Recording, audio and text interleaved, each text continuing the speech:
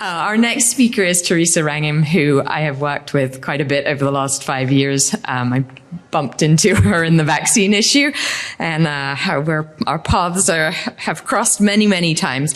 She's the executive director of NVIC, which is the National Vaccine Information Center, which is one of the oldest and largest consumer-led organizations dealing with the vaccine safety, informed consent, protections in public health system. As NVIC's executive director, Theresa's responsibilities include the monitoring and reporting on federal advisory committees, activities that shape federal vaccine policy. She's a consumer reviewer for the systematic research reviews and their protocols that are undertaken by the Cochrane collaboration, and has participated in the public engagement process funded by the Centers for Disease Control for pandemic H1N1 vaccine, the meningococcal vaccine, and Colorado's personal belief exemption law. And she currently represents NVIC in the CDC's vaccine information statements revision efforts. She writes for the NVIC newsletter, and she's just a wealth of information, and so we're super happy to have her. I also want to thank her and NVIC for being one of our gold sponsors at this event. So thank you, Theresa. Oh, thanks so much. Well, thanks so much for sharing your morning with me. It's a beautiful weekend, and it's nice that you're in here with me. I hope by the end of the day that this touchy question of, is the science done, is one that you can answer for yourself. I know that I am the only person standing between you and lunch, so we'll get started. Oh, let's see. How do I advance this? There we go. I came to vaccines largely because of my children. How many of you came to vaccine decisions and concerns because you're a parent, right?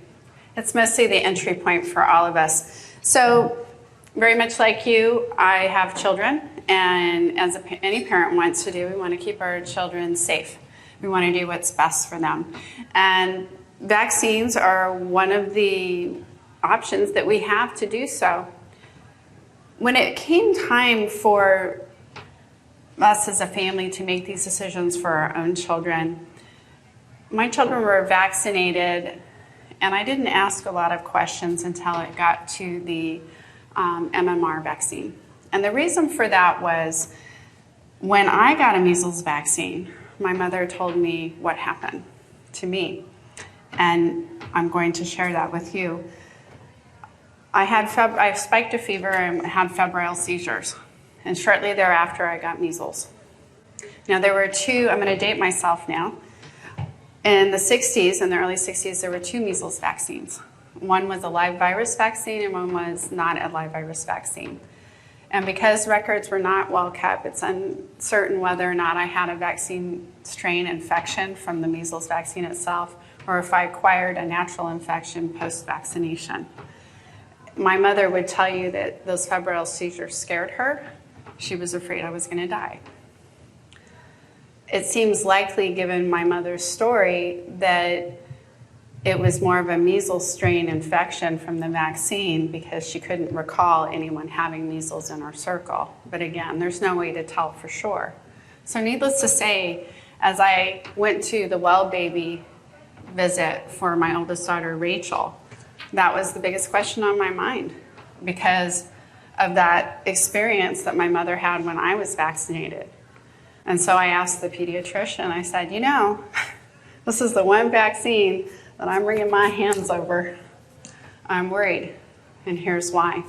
Is there any chance that my daughter will have the same experience as I did? And I was told that was probably a coincidence. I'm sure it's not going to happen. Those things aren't familial. What happened was, as my daughter did get measles, the current vaccine that's in use is also a live virus vaccine. And it is possible to get vaccine strain infection from that particular vaccine that we do use today. She did not have febrile seizures. She did have a bit of a fever. So that caused me to go down a different path and to examine choices that we were making as a family around vaccines, because I also had chickenpox growing up. Most of the things that we vaccinate against today are childhood diseases that, for my generation, we had, and that largely resolve on their own without serious complications. However, there's always the risk that someone can be harmed by a disease and suffer injury and death. So to move on, this is not advancing easily. Okay. To move on, my journey ultimately led me to the National Vaccine Information Center. I liked being here because MVIC's mission is not to tell you whether or not you should vaccinate. In fact, my elevator speech would be very casual and saying, hey, I'm not here to judge your vaccine choices. I'm just here to make sure you get information and that it's always your decision to make. And that really is the essence of our mission. It is to prevent vaccine injuries and deaths and to protect or defend the informed consent ethic in the medical procedure known as vaccination. Okay? So we're a neutral organization. We're not here to tell you whether or not to vaccinate. We offer you information on vaccines and diseases, and we feel you bring your own risk to the table, and it's really up to you to make those decisions for yourself. And you should be able to do so without consequence. So our role in society is that of a consumer watchdog. We are not anti-vaccine, but we are highly critical of vaccine laws and policies that mandate the use of this pharmaceutical product that carries the risk for injury and death and doesn't allow enough flexibility for you to be able to opt out for either medical reasons, religious reasons, or personal reasons, conscientious reasons, matters of conscience for you. Because those three in totality really encompass what we call the informed consent ethic. So we'll go over that a little bit more in the presentation and what that means. Today we're going to visit some history so you have some context. We'll talk about the federal law on vaccine injury, the science informing risk, policy and law, informed consent and medical risk-taking. As we discuss whether or not the science is done, because that is the question today, is it not? Is the science done? Vaccines are safe and effective. It's all done.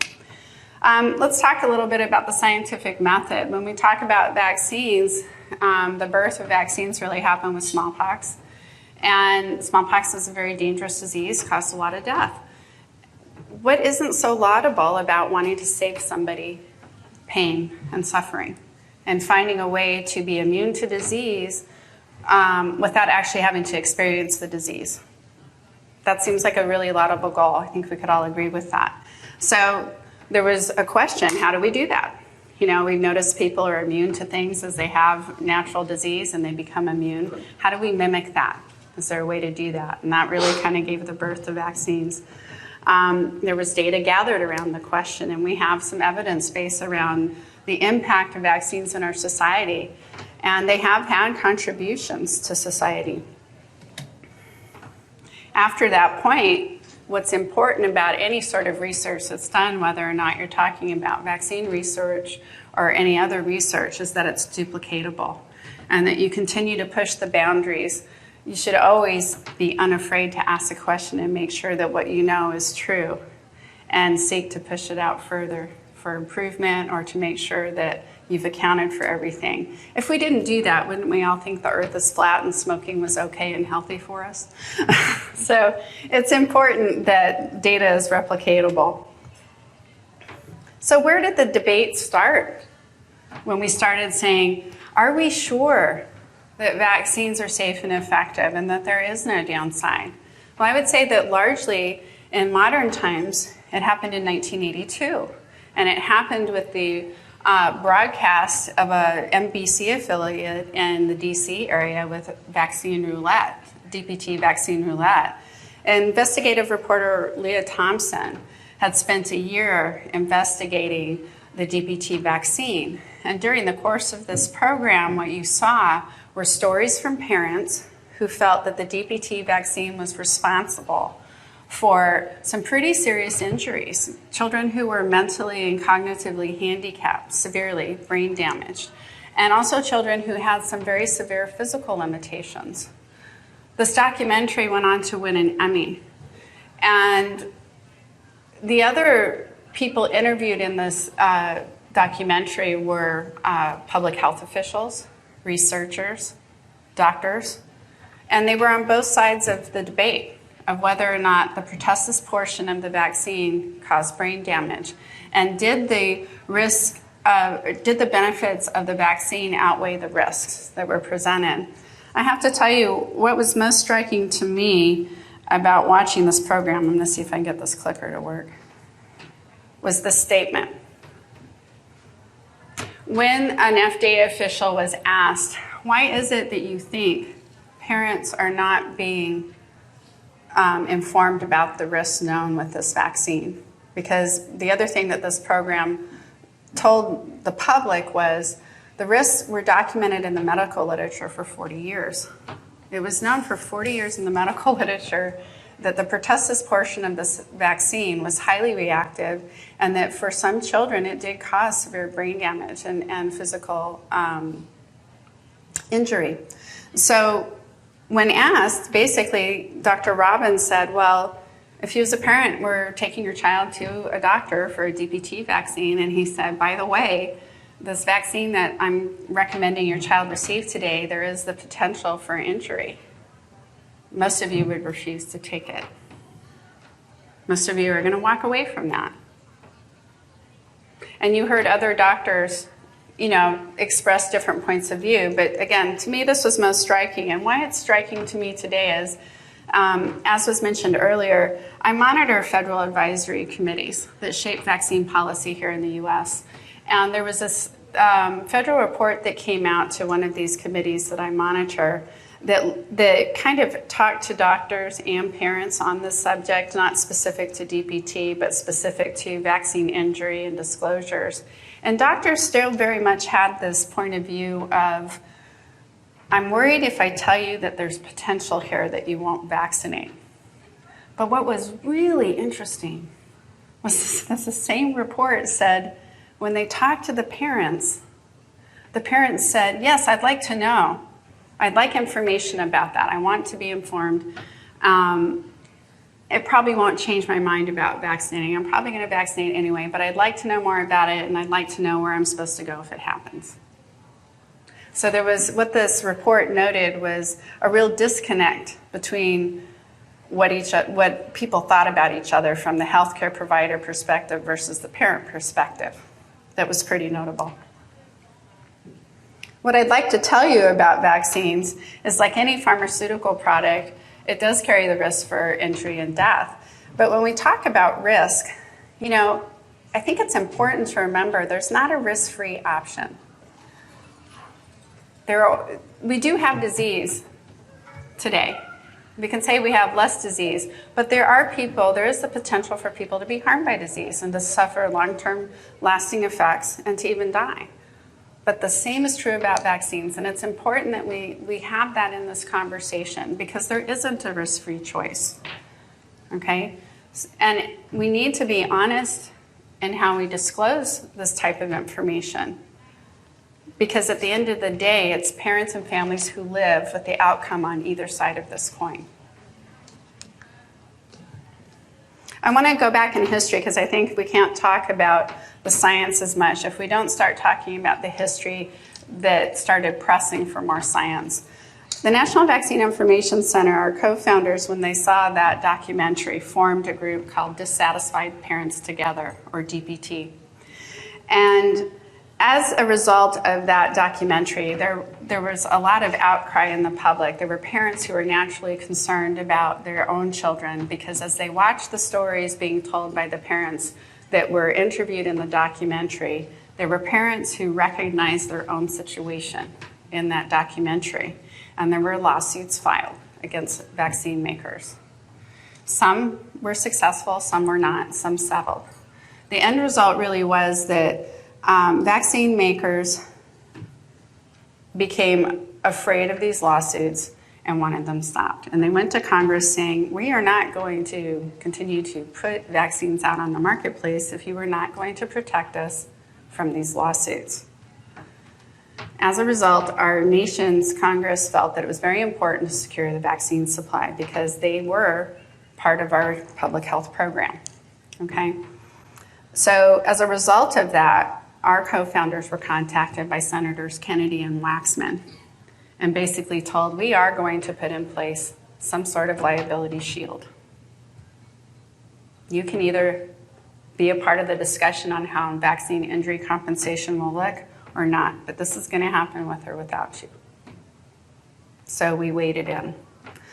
And I want you to sit with that for a minute, because right now we have lawsuits around opioid use and abuse. There have been lawsuits for other pharmaceutical products where harm has been done that are allowed to go forward. This is a pharmaceutical product. You need to understand that it works differently here. Prior to this law, there was no admission by our government that vaccines do cause injury and death. So part of what this law did is really just bring that to the forefront and an acknowledgement that vaccines are not 100% safe or effective, no drug is, and that some are going to be harmed, and that harm is real. It required that risk be disclosed. And this was largely due to what our co-founders felt was a real disservice and not upholding the informed consent ethic of disclosing risk. Okay, it is part of the informed consent ethic to disclose risk in any sort of medical risk-taking procedure. And so this wasn't about being anti-vaccine. This was about, you have to tell folks ahead of time what the risks are and what the benefits are. And it needs to be prior to vaccination. It's a requirement. So it is a requirement for vaccine providers to provide what's called the vaccine information statement that comes out of the CDC. And I am part of that consultation when they revise their vaccine information statements. I will tell you that they're very watered down. The law was amended in the 90s and more or less gutted this section of the law. So there's a lot less information in that sheet than there once was, and I would advise you to dig a little deeper just so that you have a better understanding of risk benefit if you're considering vaccination. The other thing this law required is that specific information about administration and the vaccine itself was recorded in the medical record, along with any sort of changes in behavior and so on. Whether or not the doctor thought it had anything to do with vaccines, it needed to be in the record. There was a partial liability shield given to vaccine makers through this law. The condition that preserved the public's ability to sue vaccine makers was that if you went through the vaccine injury compensation program, which was also created by this law, and you were unhappy with the outcome of that process, then you could file a civil suit. This also created a centralized reporting system called VAERS, the Vaccine Adverse Event Reporting System. Prior to the law, there was no centralized place for the public or doctors to actually report vaccine reactions. Again, it created the compensation system that I just spoke of. It also had within the law an ongoing research mandate and reporting requirements. I could do a whole hour on each one of those bullets we just went through. And I'm going to finish this 40 minutes so you have time to ask me questions. We're going to focus a little bit on these three items because it pertains to the question that I asked earlier.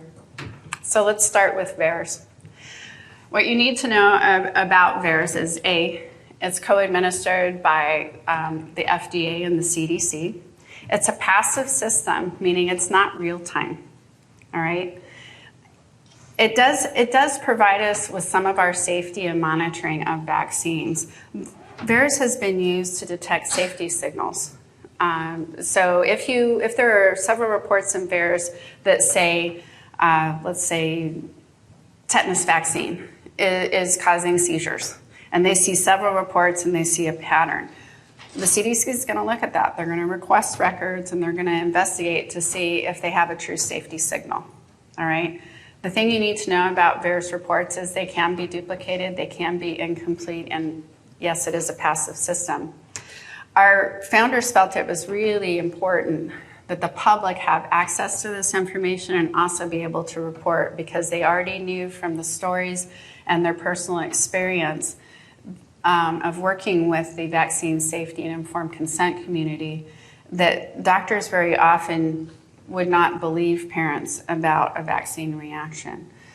So you as a consumer can actually file your own report in VAERS. You can also search VAERS. It's estimated that VAERS only captures between less than 1% and 10%. There was a study that came out in, I think it was 2010, somewhere around there, that estimated it at under 1%. My point in bringing this up is that's pretty characteristic for any passive system. But the problem it presents is if we're going to use VAERS as a mechanism for safety signals, we might be missing some significant safety signals. And a lot of the reports around how to improve VAERS, a lot of the studies, have not been followed up on. So this is a system that really needs to be strengthened if we're going to be using it as part of our safety net. I wanted to draw your attention to some of the resources that the National Vaccine Information Center offers to the public along the lines of vaccine adverse event reporting. We have our own reaction registry that you can report a reaction to, and it's separate. It's one that we run. And the reason we run it is it helps us kind of understand what's going on with the people we represent. We want to be able to represent our constituency well. We also reach out to you if you file a report with us. We have a nurse on staff. So that nurse is going to ask you questions like, how long ago did this happen? We're going to ask you that specifically because there are deadlines for you to file a claim for compensation. And if you miss the deadline, you're not going to be eligible. So part of the purpose in contacting you is also going to be to help you identify resources that you might need, to allow you the option of asking some questions so that we get a sense of what your needs are. We also have an International Vaccine Victim Memorial where you can upload stories and pictures based on your experience with vaccines. One of our volunteers, who's a computer scientist, also designed this really cool interface to the VAERS database. You can search, as I said, the VAERS database. If you wanted, for example, to find out how many adverse vaccine reactions have been reported for the state of California for the measles vaccine, you could do that. Or you could do it for a month. Or you could do it by a certain reaction. How many febrile seizures have been reported for the state or for the whole of the United States? So you're able to go in there and get a sense of that and read those reports. So the search engine that the CDC provides is CDC Wonder. Ours is called MedAlerts, and we like to think that it's a little bit more user-friendly. It's accessing the same database. So you're getting the same data, but we like to think it's a little bit easier to use, but you have two different options on that. We're also going to help you report to VAERS. We want you reporting to VAERS. We do not take your reports and put them into VAERS.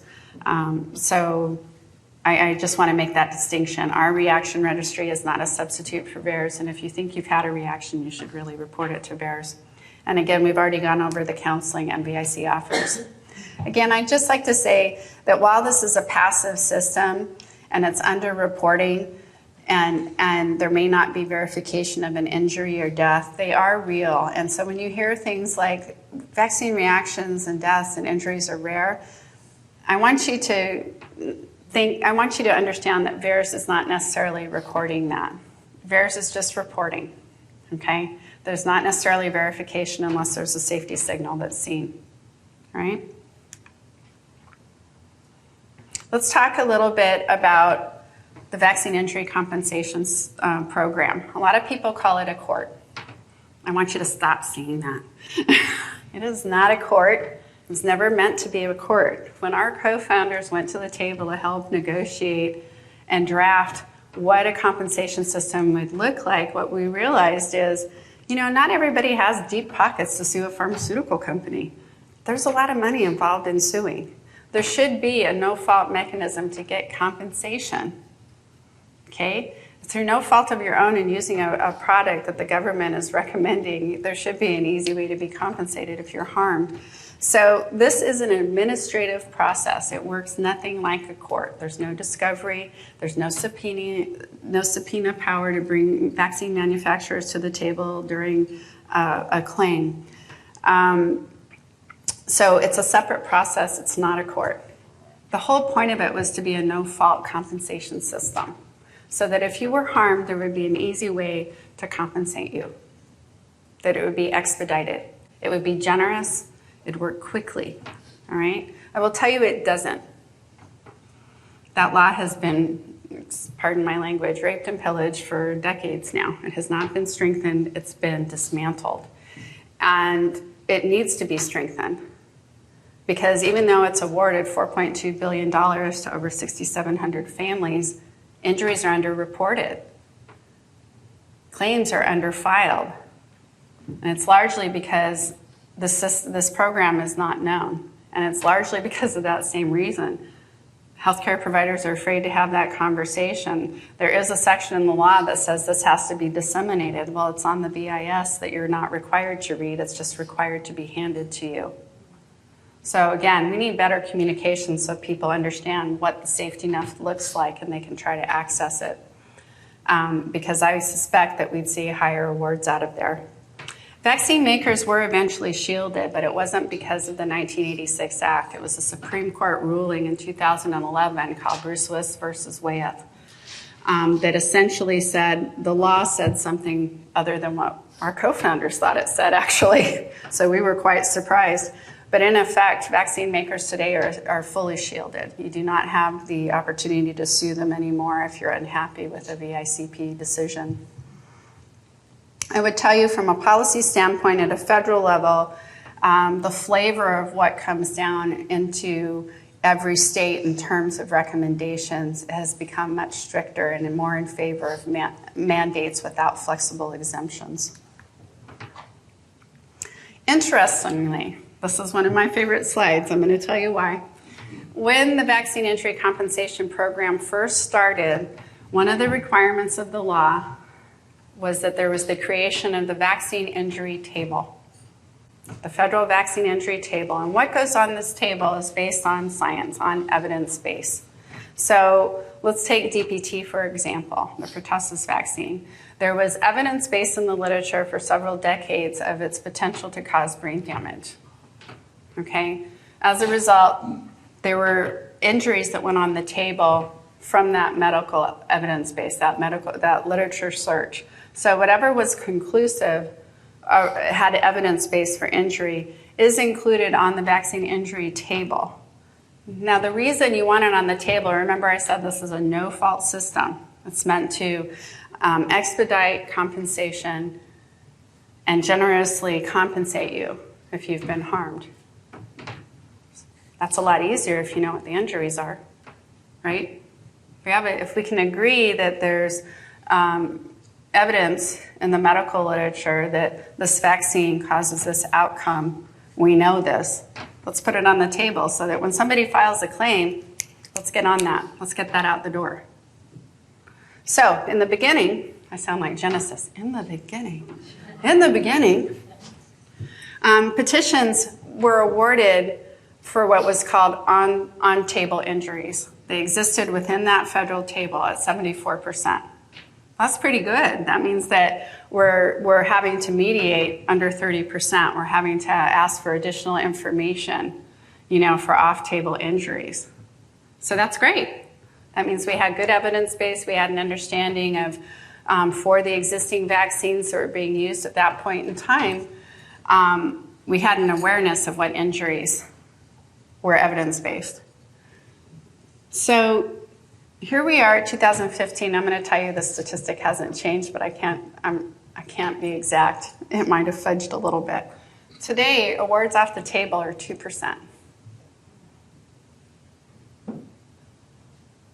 I want you to think of that in relation to what that first question is the science done? Because I'm going to try to connect that dot for you today.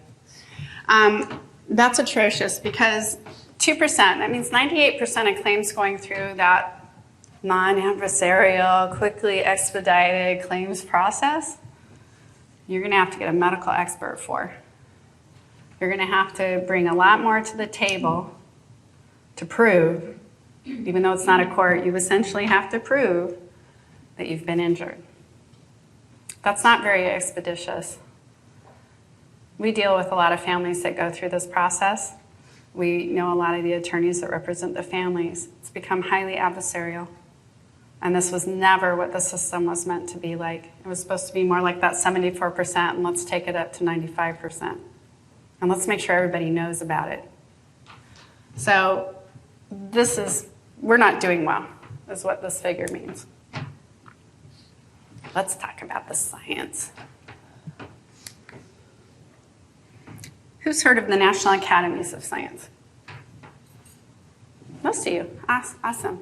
So I have Abraham Lincoln there because it was founded in 1863.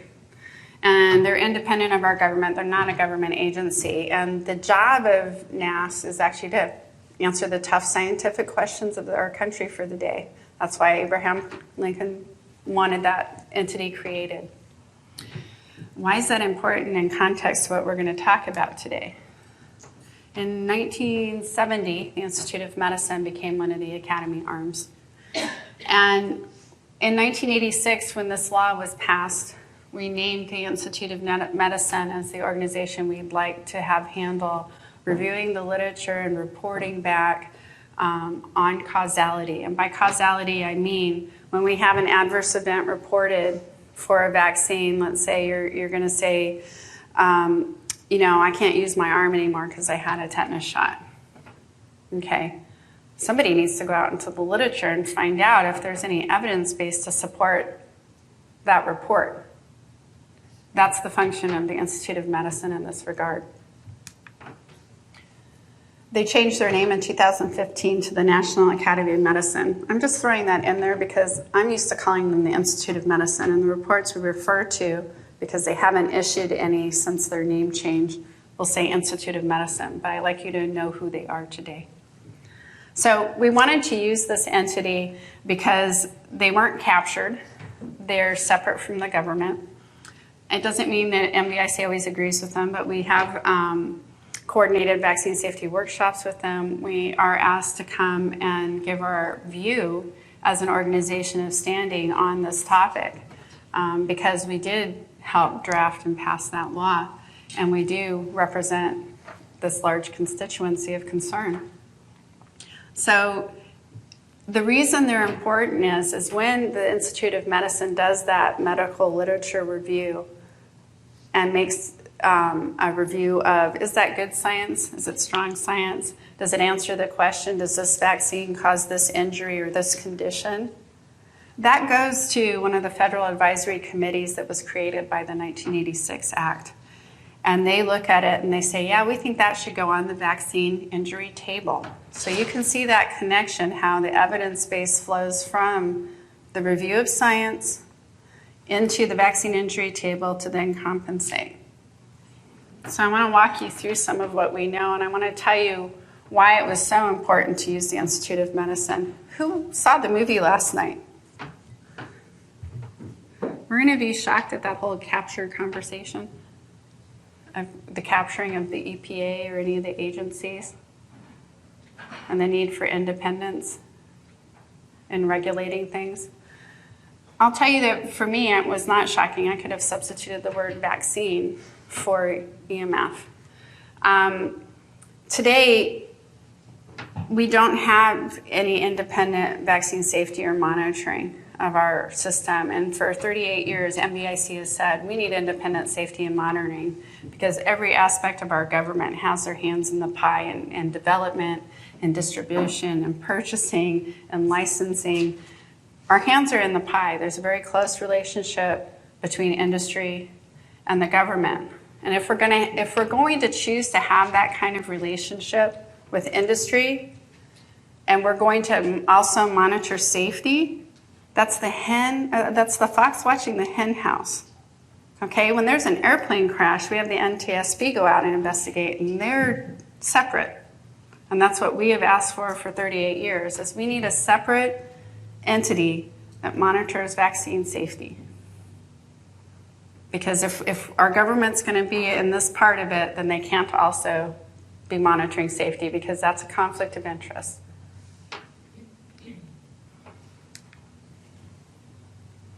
So there have been over 2 decades of reports issued by the Institute of Medicine, causality reports on various questions around vaccines, some of them small, some of them large.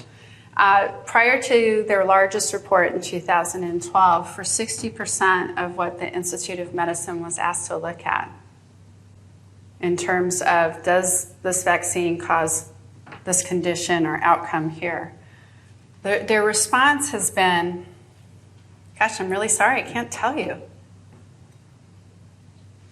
There's either an absence of science or the science that's out there is of low quality.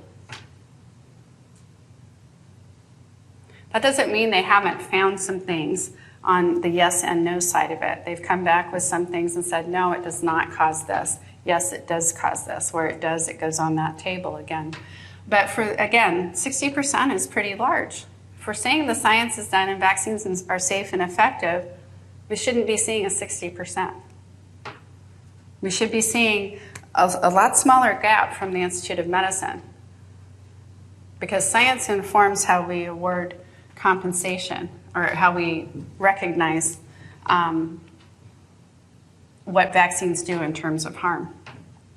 The largest report came out in 2012, and there has not been a causality report since this report. The Institute of Medicine was asked to look at 158 adverse events, the most commonly reported adverse events, for 8 routinely recommended vaccines for children. And just so you know, adults comprise most of the claims now for the vaccine injury compensation program, because adults use those same vaccines. When the law was written, there was no adult schedule. The adult schedule came into being in 2002. But adults can be compensated, because if you're using a vaccine that's routinely recommended for children, then you can be compensated.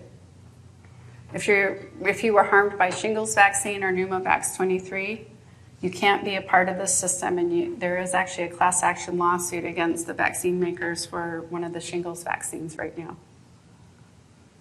Okay, so there are some distinctions there. But so these 8 vaccines, the 158 adverse events weren't necessarily only about children, and that's why I bring this up. For 85%, or 135 of those adverse events, they came back saying there's inadequate science. They came back with the term inadequate, which again, under the Institute of Medicine lingo, means we either didn't find science out there, or it was of too poor a quality for us to draw a conclusion. Okay? And we aren't talking about little things. We're talking about things like this vaccine causes multiple sclerosis, or asthma, or arthritis, or ADHD, lupus. Some very serious conditions, a lot of autoimmune conditions, brain inflammatory function type things.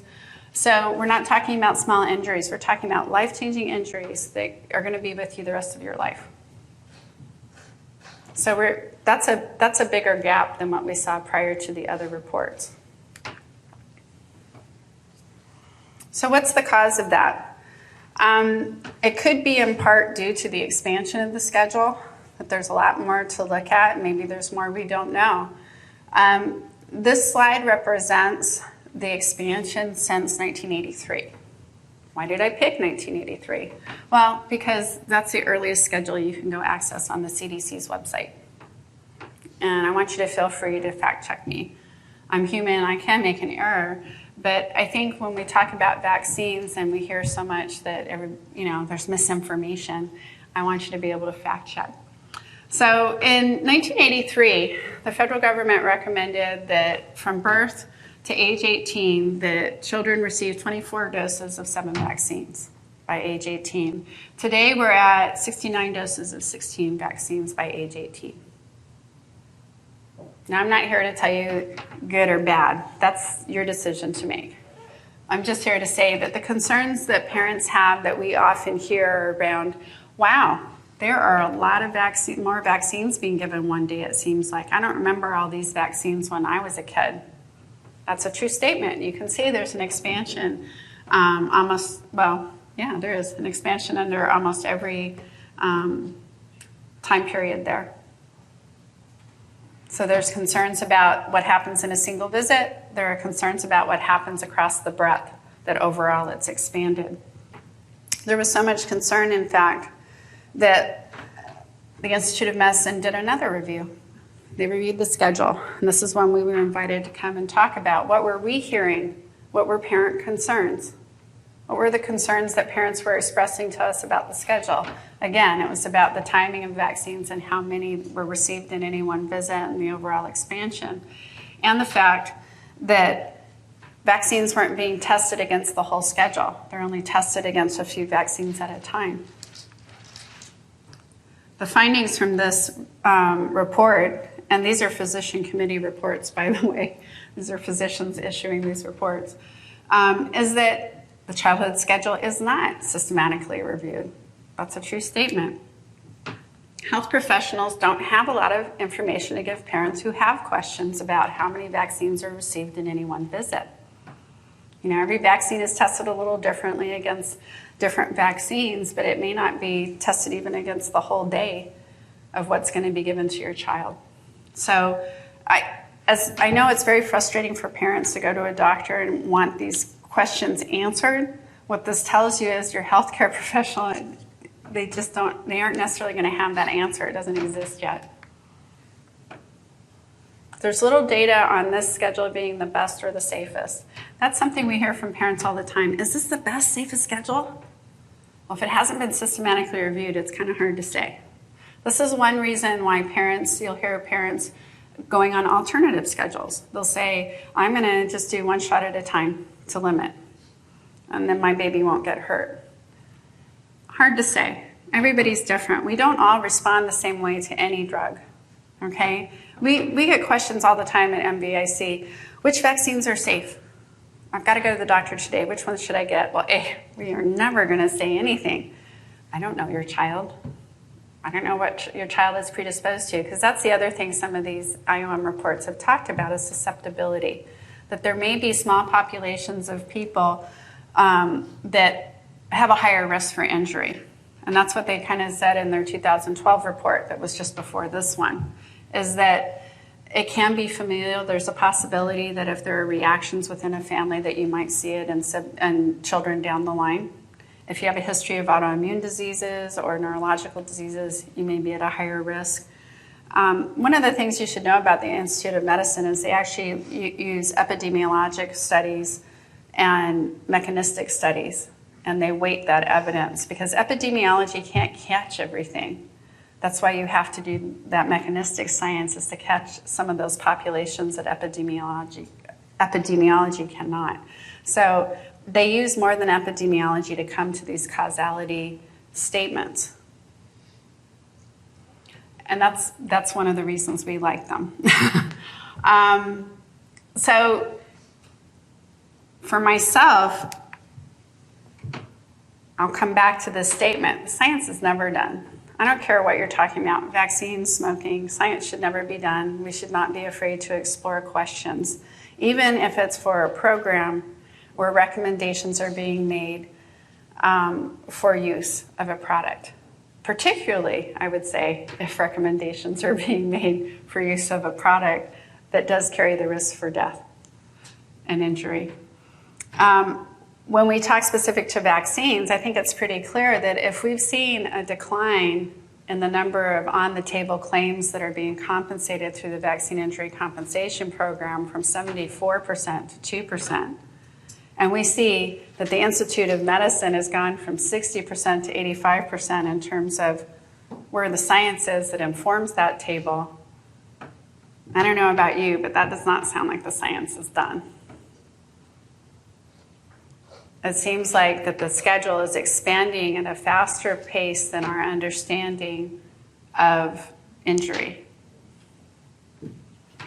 So, I only have a few more minutes. I wanted to say that this debate's actually older. The federal government makes recommendations, but this case in 1905 in the Supreme Court is what affirmed that states make mandates. The federal government recommends vaccines. It's your states that mandate them. This case was in 1905 when Pastor Jacobson didn't want to take the smallpox vaccine because he had witnessed severe reactions within his family. So it's interesting that the Institute of Medicine kind of says, yes, that can be familial. And yet this conversation happened as early as 1905. This decision also cautioned that while states do have that power, they should be careful. They should not take it to an extreme, and that there should be exceptions. When that was not followed, it cost 60,000 Americans to be forcibly sterilized in the 20s. They used Jacobson versus Massachusetts as justification for sterilizing the mentally handicapped. And Buck v. Bell, they actually cited this. So it wasn't until the 40s that those laws were taken off the books or ignored. And I think that's probably, in my own mind, I have to think that had something to do with Nuremberg trials after World War II for the atrocities committed by the Nazis in testing their prisoners without consent. When 1905 Jacobson turned 100 years old, there was a review by bioethicists, and their findings were, hey, this may not be relevant anymore. We may not need to be mandating at the level we're mandating. Infectious diseases are no longer a leading cause of death. And in fact, mortality had already dropped significantly before the introduction of many of our vaccines. Force isn't a good idea. We should be respecting personal liberty. And public health depends on trust, good science, and communication. So again, I think context is really important. When we talk about the informed consent ethic, it's globally recognized as a human right. And again, it largely shaped the ethical practice of modern medicine since the Nuremberg trials. Key components of that are that you have accurate information on both sides of that risk coin about the condition or the disease or whatever you're trying to prevent or mediate, as well as the treatment or procedure that's being recommended. And that you're not harassed or coerced into a decision, and that once you make the decision, you're not penalized for it. You don't get kicked out of school, you don't get kicked out of a doctor's office, you don't lose your job. Today you should have gotten this book in your bag.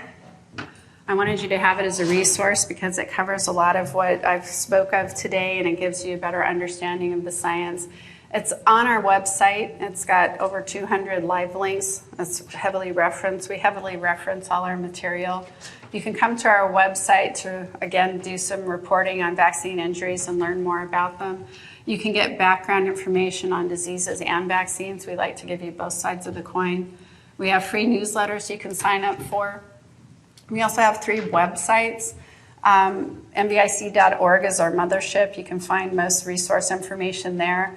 Our advocacy portal, MVIC Advocacy, is where you can get involved in legislation or be up to date on what's happening in your state in terms of good and bad legislation that's vaccine related. And the Vaccine Reaction is like our newspaper. You can check out good articles, like we just wrote 3 on coronavirus that might be of interest to you. You can also partake of our texting program. Text your state's full name, and we'll send you information about special reports or alerts in your state. We don't do that very often because we don't want to wear people out. It's up to you to check in to the portal and to be aware. But every once in a while, we'll text you. And again, we have outreach and counseling. We have materials that you can have in your office, or if you're having a gathering, we're happy to work with you. We do webinars. So I hope at the end of the day that you'll consider us a reference. And I hope that where I leave you is knowing that you should be curious and that it's okay to ask questions. So I want to thank you for your time and open it up to your questions.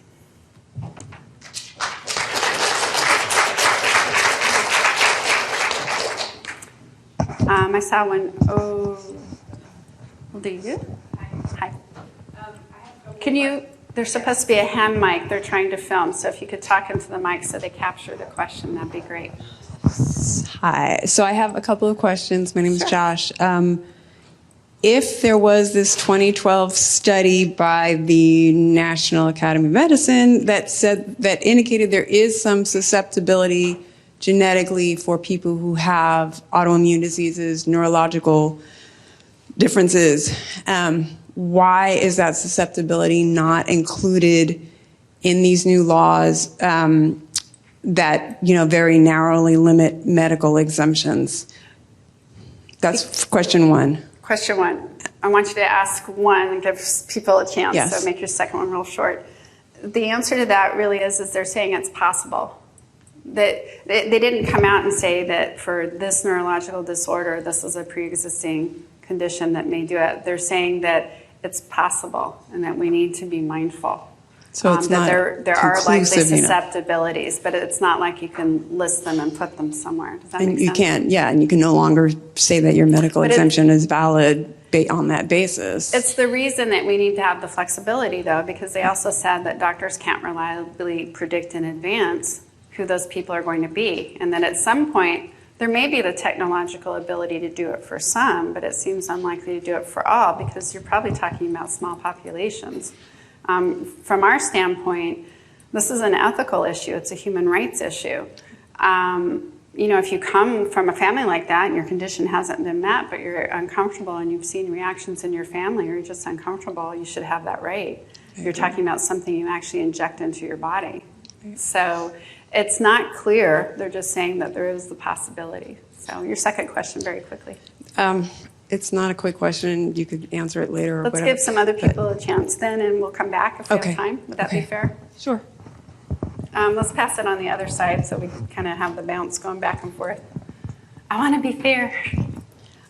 As part of the 1986 law that President Reagan signed into law, wasn't there a provision on there that the Congress was supposed to receive a report every 2 years? Yes.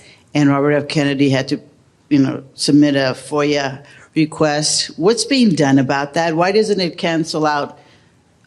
Why doesn't it benefit our side? What's being done? Well, and Congress didn't even demand it because they're in the pocket of Big Pharma as it is. I'd be careful about characterizing it that way. I would say there are lots of laws that have been passed, and to say that your congressman intimately knows every one of them and knows that they should be receiving a report every 2 years might be a little bit of a high bar. Conversely, the agencies that are in charge of reporting, whether you're talking about under the 86 Act or other agencies, they really should be reporting. And if they haven't reported, they should. I don't know how widely understood it is that should have been reported. It needs to be corrected. I totally agree. And I believe that process is still underway, that RFK Jr. is still working on that legal process, and I can't really speak to it outside that. You, and then let's bounce it over here. Thank you for what you're doing. I really appreciate that you're there. Two things, a comment and then a question. One is, in the military, I understand that members of the military cannot refuse vaccines. And secondly, that the maximum payout, if people win in the so-called court, is $250,000. It's pretty.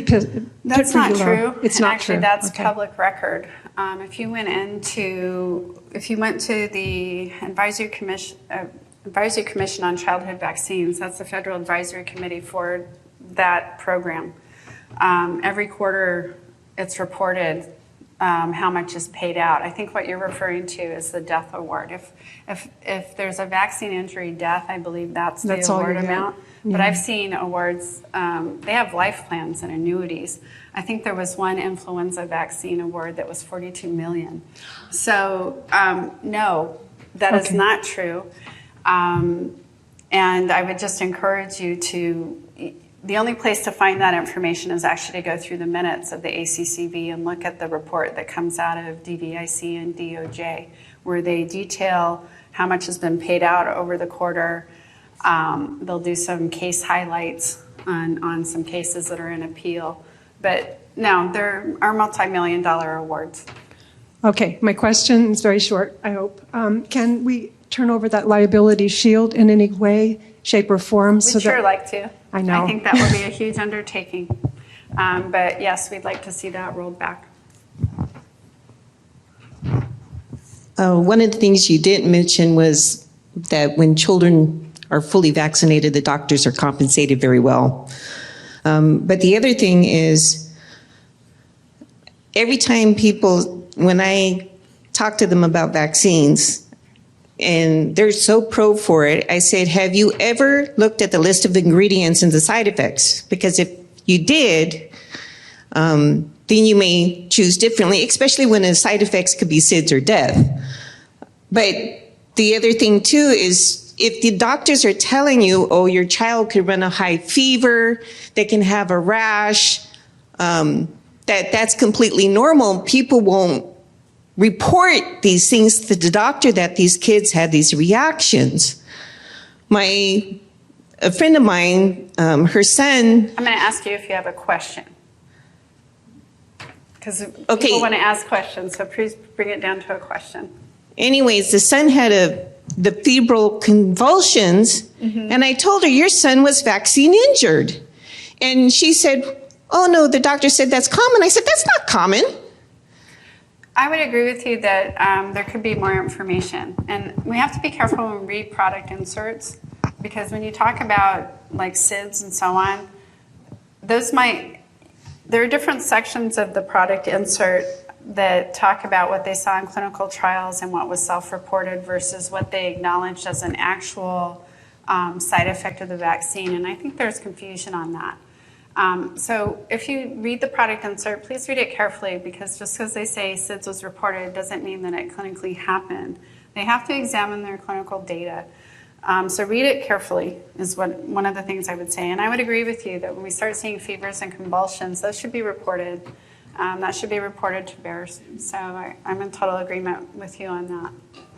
Are there current legislative matters being addressed to address these issues with more recent research that's coming out about vaccine injuries and I guess legislatively looking at holding these vaccine manufacturers accountable? Are you aware of any of those legislative actions? Those are kind of two different questions. So what I hear you saying is, are we going to close the gaps on the vaccine safety research deficits? I'll tell you that the ACCV has been asking for a few years now, what are we going to do about that? I think it's a really important question.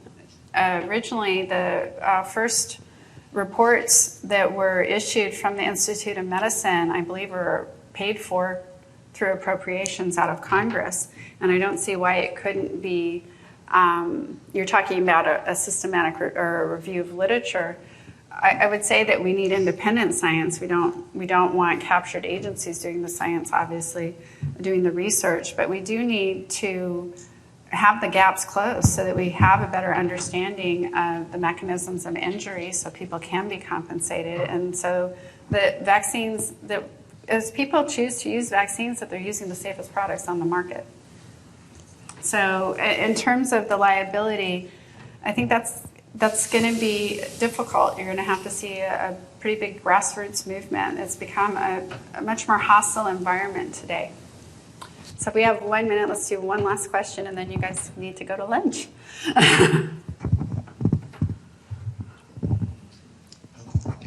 Thanks.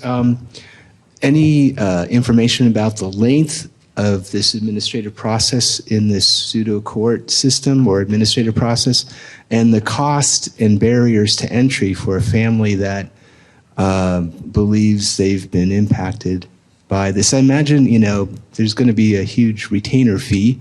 Actually, let me answer that. That's such a great question. I should have covered it. So attorney's fees are paid through the program. So that's good. And there are only, you have to be recognized as an attorney that can work within that program, a VICP attorney, okay? And we keep a list, or we keep a link that allows you to go to a list of that's stored out on, who stores that? I think U.S. Court of Appeals, I believe. But you can get on our website and get links so you can identify attorneys, because it's a specialized area of law. And the costs are absorbed through the trust. In terms of entry into the program, it's becoming a bit more adversarial for a couple of different reasons that have to do with statute of limitation and the lack of equitable tolling within the system. And I can talk to you outside a little bit more about that. But don't be afraid to access the system, because it was designed so that you didn't have to get an attorney on retainer, and so that it was accessible. Does that make sense? Does that answer your question? Okay. May I just say, Just one more. I'm Dr. Judy Mikovits, and I've served as an expert in that court. We've met. How And it's are you? every bit high. I know, I just know you can't see my name tag, but it's a horrible court. And Yeah. I've lived through a lot of corruption, but that court is a plague of corruption. Well, it's not a And- court. Let's just agree well, it's not I'm a court. sitting in a courtroom in Washington, D.C., in front of a special master who's not really even a judge, who has all control and who refuses to pay the medical experts, refuses to pay the lawyers, and then that national or that advisory committee on immunization practices, which meets at the Centers for Disease Control, literally holds us at gunpoint when we go to report the corruption that is in that court. They lie about the injuries. They refuse to compensate people. They destroy families that have already lost their children from the injury, and the whole thing has to be stopped. And there isn't anything about the IOM reports. The science isn't settled because the science is never done. And what RFK Jr. found was not in 36 years has a single safety study been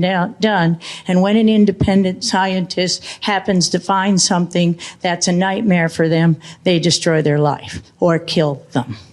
So that's a lot Everything to cover. about this is correct. So what I would say is the Institute of Medicine reports aren't about safety. They're about causality. We do need higher safety, and I would agree with that. Safety, not a single blind, double-blind, placebo-controlled study. And you're correct. And I'm a scientist, and I do those studies, and I make drugs in cancer, and I make drugs in AIDS, and we take 15 years to develop a product to prove they're safe. And we have to, every time we add a drug to a chemotherapy protocol, we test them individually. I understand that. But they're not done. So everything about... And I'm not talking about that today, and I want to talk about the vaccine injury compensation system. It is highly adversarial. I would totally agree with that, and you're absolutely right about the double-blind placebos. But the causality, it's important that when we do have science around causality, that it's there. The system has become highly adversarial, and I agree with you. It always has been. My daughter, I went through the entire process. You can look her up, Yvette Diaz. So we sat, we're a hearing master flu. Yeah. It was a court proceeding. You have to It's have similar. your injury within 7 days, which is impossible because the vaccine doesn't respond until usually after 14 days. So that's why I asked what current legislation is being done, because we need to change this. It needs to be changed. Well, Accountability. so realize that every time you go to change that law, there's the opportunity to make it worse too. So, and it has been made worse. So what I would seriously say is what needs to happen is we need a grassroots movement that does make it better. And part of the problem right now is we're being attacked at a state level. And I think grassroots can be started at a state level. You're going to have to start defending your ability to choose at a state level, which is why we launched the MVIC advocacy portal, so that you can understand what vaccine-related legislation is being introduced in your state, and you can preserve your rights to choose, and you can start talking about the rights issue, because as you gather steam at a state level, you're also gathering steam to address the federal problems, because there's two landscapes in play. There's the state landscape where you can mandate these products, and then you have the federal landscape, which that your mechanism for compensation has ultimately been so limited. And it's not a court proceeding because you can't get documents from the pharmaceutical companies to see, do they know that it's causing something and they haven't disclosed it. You can't subpoena, you can't get them to witness. So while it feels court-like, and I will agree with you, it feels court-like, it is not a court, because if it was a court, you could subpoena, you could have depositions from pharmaceutical companies. There is a difference with how a court runs. We had this, my daughter's case was the fact-finding hearing because I didn't subpoena the doctor. So it's a different process. It was never meant to be that way, and it needs to be different. And you have my total agreement with that. It's just too adversarial. I'm gonna. We have to wrap it up. But if you have questions, I'm more than happy to come out there in the hallway because we do need to free up the room. So thanks so much. Thank you.